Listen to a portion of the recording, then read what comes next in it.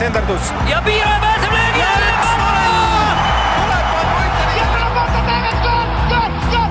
Lõpuvilega saab jalgpallis otsa higivalamine ja algab 3. poolaeg. Saadet toetab EpicBet, jalgpallipanuste kodu. Tervist, head jalgpallisõbrad! Väga suur rõõm on teid tervitada Õhtulehe jalgpallistuudios MM-i ajal. Jalgpalli MM-i ajal teeme siis 3. poolaja eriosad, 9 eri episoodi. Tavalised jutud jalgpalliinimestega asenduvad jalgpalli MM-i stuudioga. Külalised võib-olla nii, või eksperdid meil stuudios võib-olla nii erilised selles mõttes ei olegi, et Brent Tepistuga alles kohtusime ka 3. poolajas, nüüd klassikalises versioonis, nüüd kohtume jalgpalli MM-i stuudios. Brent, tervist! Tere minu poolt! Räägime alustuseks siis, mida tähendab sulle, kui MM täna pihta hakkab, on sul selline, ma ei tea, ma enda peas mõtlesin esimese koolipäeva, 1. septembri ärevus võib-olla, et pikalt oleme justkui oodanud, hakkab jälle pihta midagi suurt ja vägevat. On sul selline 1. septembri tunne, kui sellest narratiivist paralleelist kinni hakata? Jah, see on ikkagi suur jalgpallipidu, et võib-olla see on hea, et see iga 4 aasta tagant toimub. Et külastumist. Jah, ja siis see ootus selle võrra on võib-olla isegi suurem, et koondise jalgpall on alati eriline, et neid kõiki mängijaid, keda me oleme harjunud klubide eest mängimas, näha oma riigi eest mängimas on kuidagi see mõjub teistmoodi ja ägedamalt. On sul vahet, kas on EM või MM ka või? Eurooplasena ütleme mul vist väga ei ole tegelikult, ma mõtlen, et mul on iga 2 aasta tagant suur jalgpallipidu, ma arvan, sellises emotsiooni mõttes, MM on suurem ja mastaapsem, aga kuidagi ma arvan, seda ootusärevus on vist suhteliselt võrdne.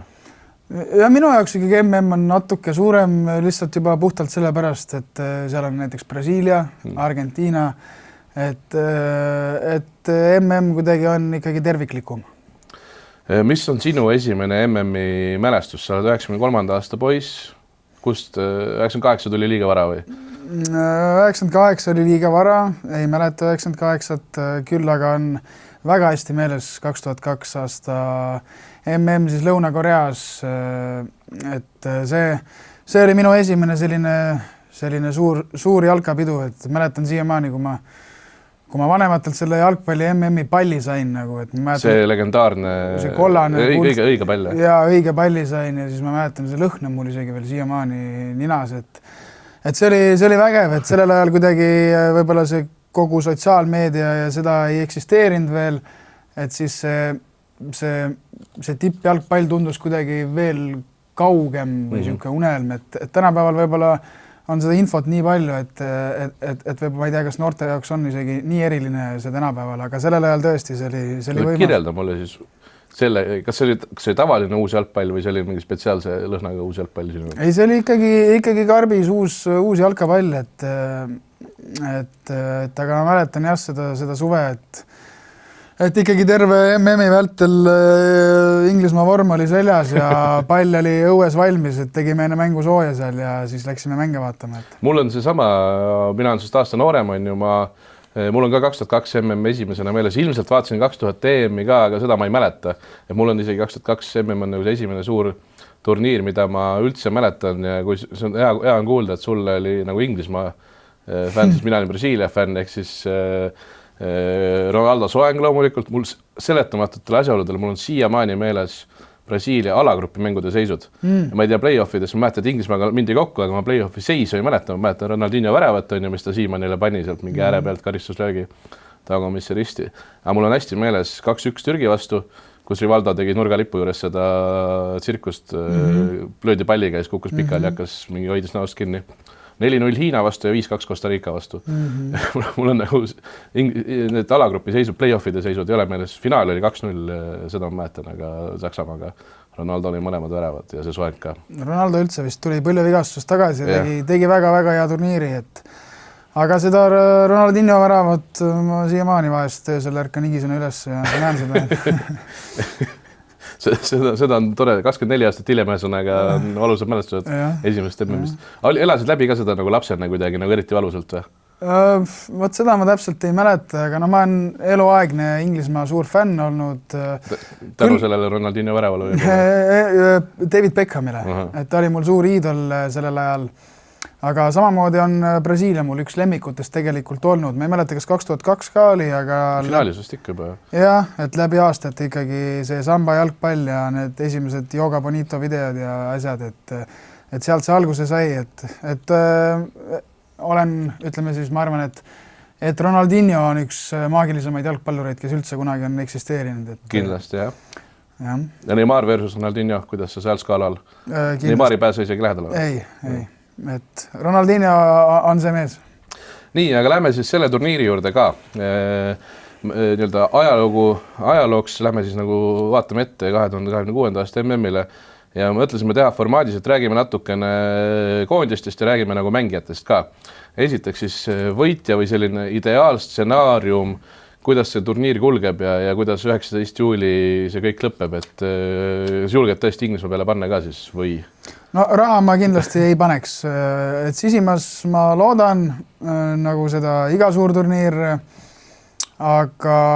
60 aastat saab Inglismaa ainsast suurest võidust siis sellel MM-il, 66 võitjad. Ja ma mäletan, mul oli kunagi see mingi jalkaentsüklopeedia või midagi, siis ma vaatasin, lugesin neid kordi ja kahjuks oli see üks ainus kord. Ja lihtne oli meelde võtta. Jah, aga Hispaania või ütleme Inglismaad ma loodan, ütleme, keda ma arvan, et on selle turniiri favoriidid, noh, ma ütleks võib-olla siis 3 satsi, et Hispaania, Brasiilia ja äkki Prantsusmaa.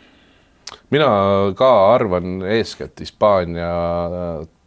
Nad vist on ka kerged soosikud, kui vaadata neid või mingisuguseid kõikide superarvutite ennustusi, et ütleme, mitte kellegi nagu tõenäosus ei ole muidugi väga suur, ja kõigi võidu tõenäosus on, ma arvan, mingi 15% kõige rohkem, eks ju. Aga vist on Hispaania võib-olla ka sellepärast, et neil on Lamine Yamal ja neil on 2 aasta tagune EM-i kuld nagu kaelas siiamaani, et vist on nemad kõige suuremad favoriidid ja mina ka pigem arvan, et Hispaania võib nagu minna lõpuni.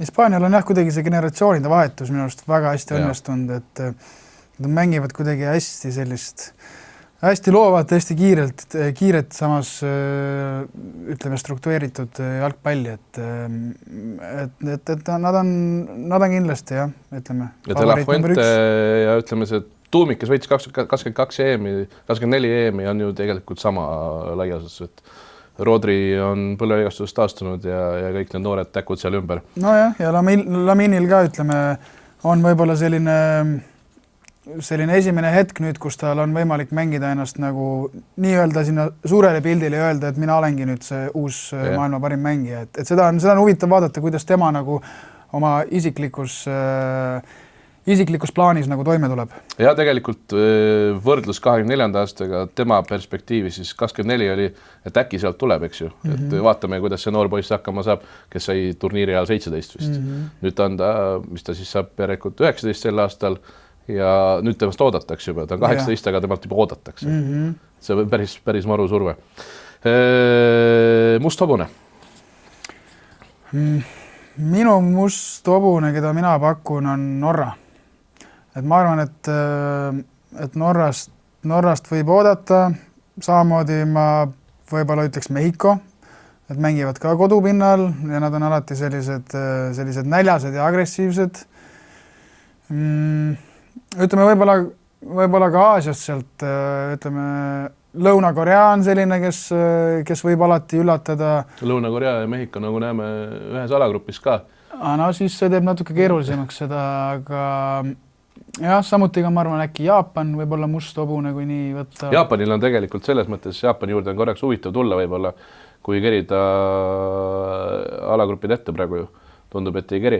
Aga et nende grupp ühesõnaga on kõige keerulisem selles mõttes, et kui me räägime siin turniiril surmagrupist, kus mõni suur võib, surmagrupiks on seda muidugi palju nimetada, aga et kui ütleme mõni suur siin grupis oleks see siis nagu Holland, võiks gruppi pidama jääda, siis ma arvan, et F-grupp on selline, kus ütleme, kui Holland peaks näiteks Rootsi ja Jaapani vastu komistama, siis Tuneesiaga mäng väikse surve all võib olla see, kus nad võivad välja jääda. Samuti võib-olla tahaks välja tuua isegi Kanada. Et Kanada on selline, ütleme, riigina suur riik, aga mitte jalgpalli mõistes. Aga mul on tunne, et nad hakkavad nagu vaikselt pead tõstma, et ma kuidagi olen jälginud seda Kanada arengut ka siin läbi aastate. et kas see on see MM, vaatame, et neil on, ütleme, selliseid mängumehi küll, kes on juba kuskil siin Euroopa keskmikes ja ka tipus mõned, et saab olema huvitav. Mina tooksin välja Maroko, mis selles mõttes võib-olla, ma ei tea, kui musthobune on meeskond, kes oli 4 aasta eest nagu MM poolfinaalis, aga ega nad juba seal olid nagu suured üllatajad, ma ütleks, et ega keegi neist nagu praegu ka poolfinaali neid ei pane, aga nad on ikka päris hea põlvkonna kokku saanud ja see talvine Aafrika karikas, mille nad 2 kuud hiljem pärast finaali võitsid lõpuks. Et see on, ma arvan, nagu seal nad näitasid, et nad on endiselt head ja nad on täiesti jalgpalli hull riik ja ma kardan, et mulle nad üldse ei meeldinud, mida nad tegid seal Aafrika kodusel meistrivõistlusel, kuidas nad seal vastasmeeskonna väravaht mängu ajal pallipoistega kuidagi nagu häirisid ja nii edasi, aga ma kardan, et Maroko võib olla selline, grupist lähevad lebalt edasi.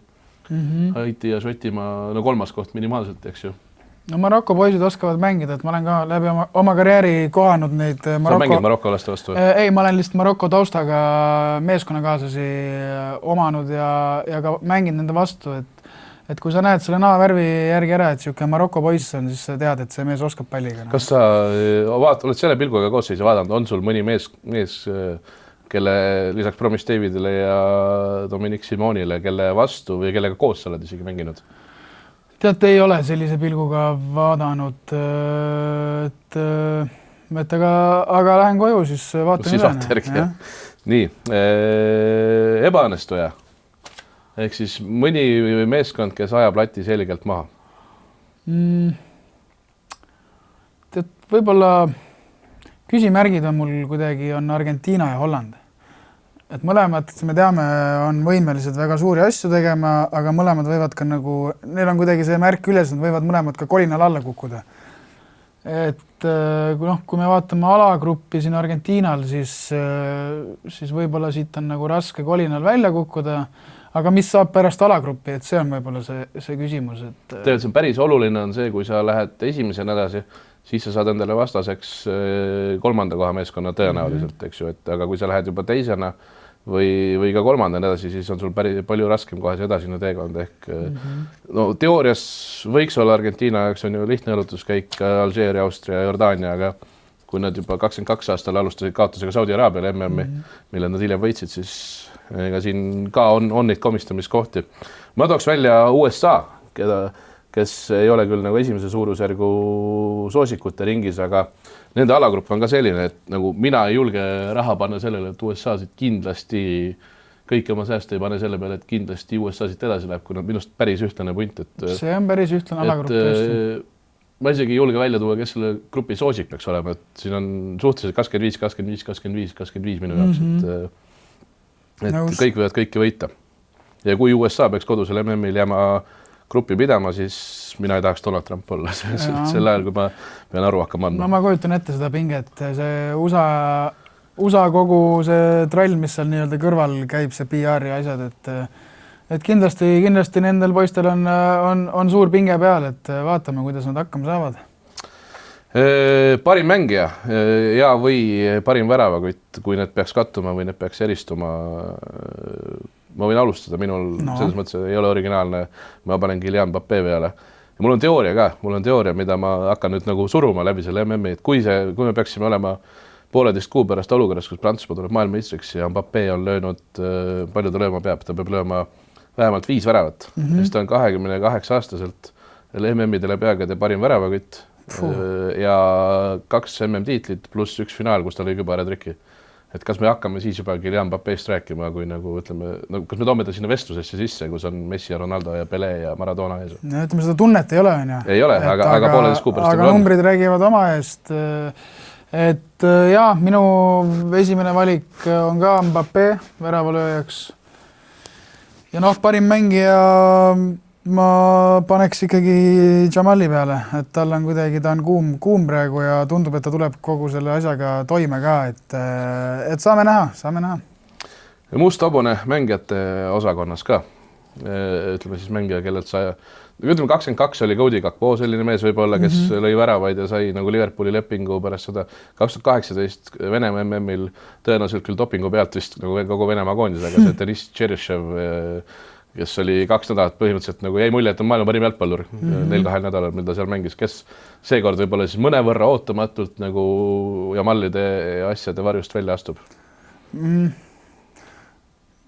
Kui ma saaks, ütleme, mulle väga meeldib Norral see Antonio Nusa, et ta on selline, ma arvan, üks selliseid kuumemaid under the radar nagu, et radari all olevaid mängijaid, ta mängib vist Leipzigis äkki, et aga ta on päris huvitav mängumees, et võib-olla Nusa on see mees, ma ei tea, keda sina arvad? Mul on vale Luis Suarez, ehk siis meil ei ole küll seda Uruguay Luis Suarez sel turniiril, aga meil on Luis Suarez ikkagi olemas. Kolumbia eest Suareze numbreid vaadata on ka päris huvitav, ta on 2 hooaega järjest tulnud liiga parimaks väravakütiks. Eelmine hooaeg ta oli siis veel Almerias ja Hispaania esiliigas, lõi äkki 27-28 ja sel aastal lõi siis 27-28 sama palju väravaid umbes Lissaboni Sportingu eest Portugalis. Et Kolumbia on ka tegelikult... Kui vanad on? 27 ongi umbes samas vanuses ka. Siis ikkagi ei ole enam noorpoiss. Ei, ta ei ole enam noorpoiss, et ta on juba mingi Granadas ja natukene veel mänginud, et Kolumbia on ka selline, keda teoorias võib nagu näha potentsiaalse musta hobusena, et kuskil mingi veerandfinaali jõudmine ei oleks veel üllatav. Samal kontinendil mängida, et see ikkagi tahad või ei taha, see mingi eelis on, et need kõik Paraguaid ja Kolumbiad ja Mehhikod, et nad võivad saada minema. Ja, see on tegelikult asi, millest ju ka reaalselt, seesama Norra, kuidas saavad norralased hakkama sellega, kui nad peavad 35 kraadi käes mängima või isegi inglased, eks ju. Aga Toomasel oli see huudi oli peal, ma vaatasin piltide pealt seal pluss 35-ga, et valmistub ühesõnaga. Et vaatame. Ebaõnnestuja. Ebaõnnestuja siis mängijana. Mängijana, jah. Ma tahaks arvata, et 1-2 viimast kümnendite parimatest mängijatest, et kas Messi või Ronaldo, ma arvan, et nad nagu mõlemad, ütleme, mingit hiigelturniiri ei tee, et ma arvan, et nende aeg paratamatult hakkab läbi saama, et võib-olla ma ütlen siis Ronaldo, et tema on see suur mees, kes võib-olla äkki ebaõnnestub. Ja olen selles mõttes, nüüd me paneme sama rauda taome, et mulle tundub, et Ronaldo turniir võib olla edukas, kui talle leitakse roll, mis ei ole nagu, ta ei pea olema see üks ja ainus, keda otsa vaadatakse. Aga kui, tegelikult on nähtud Portugali koondis ka ju siis, kui Ronaldo on pingile jätud, oligi äkki 4 aastat tagasi Šveitsi vastu ja Gonzalo Ramos tuli ja pani kübara trükki niimoodi. Samas väga nagu ei näe ka rolli sellist, et ta tuleks sul 15 minutiks iga mäng on. Et seal võibki olla, et võib-olla loodetavasti nagu saavad asjad klappima, aga seal on nagu seda eksimisruumi kuidagi ja ma enda peas ka näen, et ei tundu ebatõenäoline stsenaarium, kus Ronaldo lööb selle turniiril mingi 1 värava ainult, eks ju, et ja Portugal ei pruugi kaugele minna. Aga samas teades teda, siis ta seda väravat kindlasti jahtama. Ta tahab seda väravat kindlasti ja Ronaldo puhul on tähelepanuväärne see, et me oleme jõudnud olukorda, kus ta kõnnib oma 5. kümnendit ja ta pole MM-ide jooksul mitte ühtegi väravat play-offis löönud. Et kõik tema 8 väravat, mis tal on tulnud alagrupi turniiril. See on päris uskumatu faktor.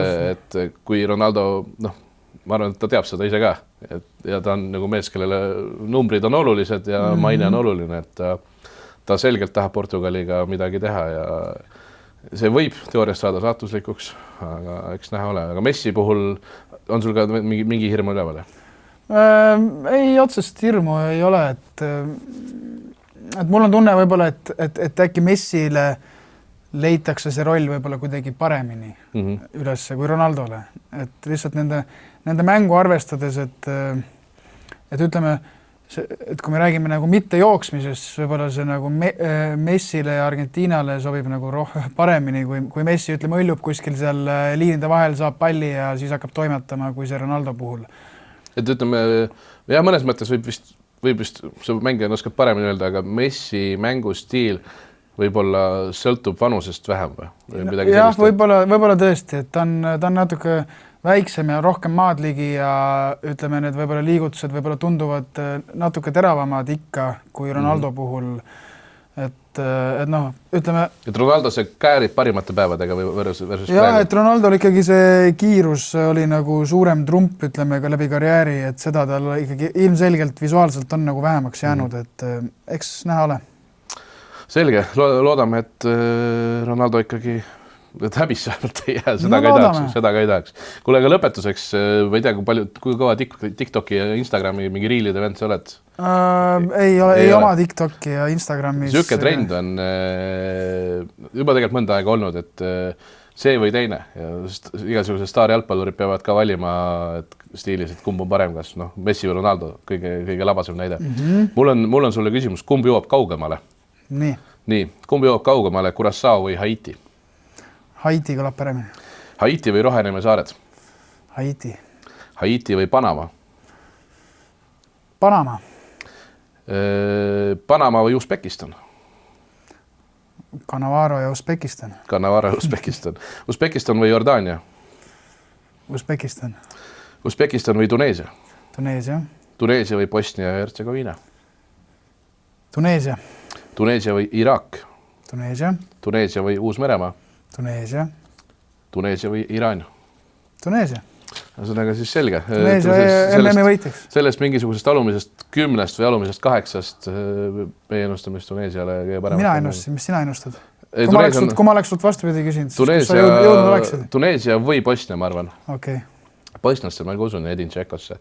Lõpetuseks, mis sa arvad siis 48 koondisega MM-ist ja sellest, et Curaçaod, Haitit ja sellised meeskonnad on peal, on nagu kehvem tunne ka? Natuke on võõras, et ütlen ausalt, et juba nagu neid sama mingid Roheneme saar ja juba isegi Usbekistani nagu näha seal MM-il tundub võõras, kas see nagu annab värvi juurde või kuidagi võtab seda sära sealt MM-ilt ära, seda ma arvan, me nagu saame tunnetada läbi turniiri, et täna hakkab pihta ja vaatame siis, kus me omadega jõuame, et tuleb suur jalgpallipidu, et äge suvi, ma arvan, et kõiki mänge vaadata muidugi on kindlasti keeruline, et peab valima ja loodame, et peres naised, lapsed mõistavad ka, kui issi on vähe pikemalt üleval, et minu poolt 2 soovitust ka siia lõppu, vist on ööl vastu pühapäeva kell 4 öösel saab vaadata siis Haiti ja Šotimaa lahingut.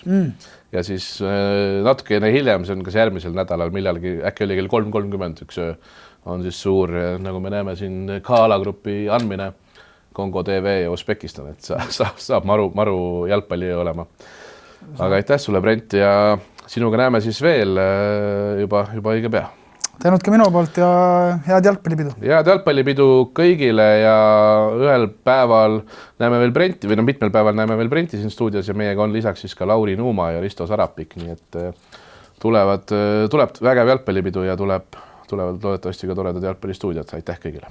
Siljevits endardus. Ja piire pääseb löögi!